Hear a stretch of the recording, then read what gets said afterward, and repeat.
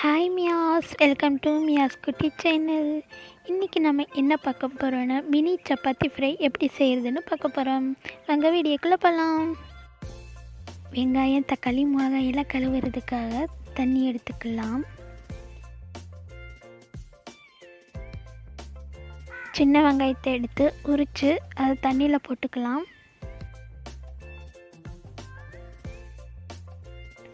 இப்போ அந்த சின்ன வெங்காயத்தை எடுத்து சின்ன சின்னதாக அறுத்து எடுத்து வச்சுக்கலாம்.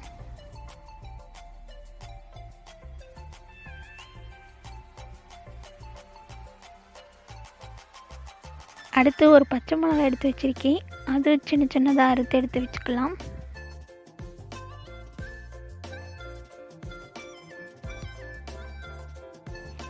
அடுத்து தக்காளி எடுத்து அறுத்து வச்சுக்கலாம். எனக்கு சின்ன தக்காளி கிடைக்கல, அதனால் கொஞ்சம் பெருசாக தான் இருக்குது. அதில் பாதி தக்காளி மட்டும் நான் அறுத்து எடுத்து வச்சுக்கிறேன்.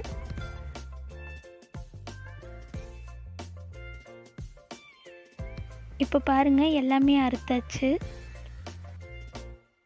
அடுத்து சப்பாத்திக்கு மாவு பிசைகிறதுக்காக ஒரு சின்ன குண்டை எடுத்துக்கலாம். அதில் நம்மளுக்கு எத்தனை சப்பாத்தி வேணுமோ அவ்வளோ கோதுமை மாவு போட்டுக்கலாம். இப்போ அதில் தேவையான அளவு தண்ணி ஊற்றிக்கலாம். அதுக்கப்புறம் கொஞ்சமாக உப்பு சேர்த்துக்கலாம். இப்போ இதை நல்லா பிசையணும், சப்பாத்திக்கு மாவு பிசைகிற மாதிரியே. பாருங்கள், நல்லா பிசைஞ்சாச்சு. இப்போ இது மேலே கொஞ்சம் எண்ணெய் தடவி எடுத்து வச்சுக்கலாம். அடுத்து பிசைஞ்சு வச்சுருக்க மாவு எடுத்து உருண்டை பண்ணி சப்பாத்திக்கு தைக்கிற மாதிரி தேய்ச்சி எடுத்து வச்சுக்கலாம். இப்போ சின்னதாக உருண்டை பண்ணி அது சப்பாத்தி கட்டையில் வச்சுக்கலாம். இதை நல்லா அழகாக ரவுண்டாக தேய்ச்சி எடுத்து வச்சுக்கலாம். நான் அழகாக ரவுண்டாக வரும்னு தான் நினச்சேன், இப்படி வந்துடுச்சு. வா, இந்த சப்பாத்தி நல்லா வந்திருக்கு. இப்போ சப்பாத்தி மாவெல்லாம் தேய்ச்சி வச்சாச்சு. அடுத்து அடுப்பு பற்ற வச்சுக்கலாம்.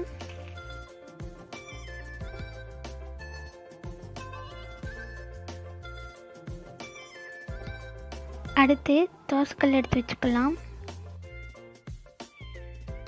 இப்போ தோசைக்கல்லில் கொஞ்சம் எண்ணெய் தடவிக்கலாம்.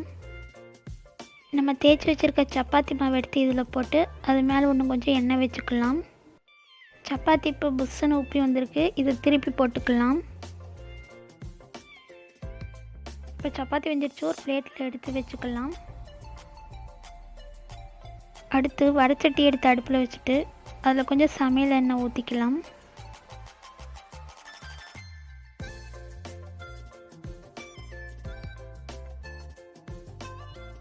இப்போ அந்த எண்ணெயில் கொஞ்சம் சீரகம் போட்டுக்கலாம். அடுத்து நம்ம அறுத்து வச்சுருக்க வெங்காயம், பச்சை மிளகாயும் சேர்த்துக்கலாம். இதில் வெங்காயம் கொஞ்சம் வதக்கினதுமே நம்ம அறுத்து வச்சுருக்க தக்காளி சேர்த்துக்கலாம். இதை இப்போ நல்லா வதக்கிக்கலாம். இப்போ இது நல்லா வதங்கிருச்சு. அடுத்து இதில் கொஞ்சம் உப்பு சேர்த்துக்கலாம். அடுத்து கொஞ்சம் வரமிளகாத்தூள் சேர்த்துக்கலாம். அடுத்து மஞ்சள்தூள் சேர்த்துக்கலாம். அடுத்து சாம்பார் தூள் கொஞ்சம் சேர்த்துக்கலாம். இதை நல்லா வதக்கிக்கலாம். இப்போ இது நல்லா வதங்கிருச்சு. அடுத்து நம்ம சுட்டு வச்சுருக்க சப்பாத்தியை சின்ன சின்னதாக பிச்சு இதில் போட்டுக்கலாம்.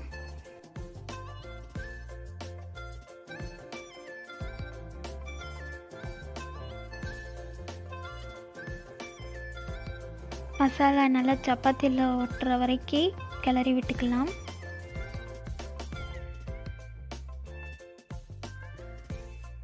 இப்போ நல்லா கிளறியாச்சு.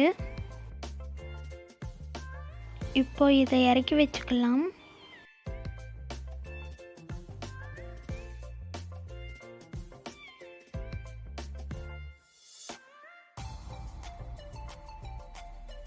சப்பாத்தியை இன்னொரு பிளேட்டில் எடுத்து வச்சுக்கலாம்.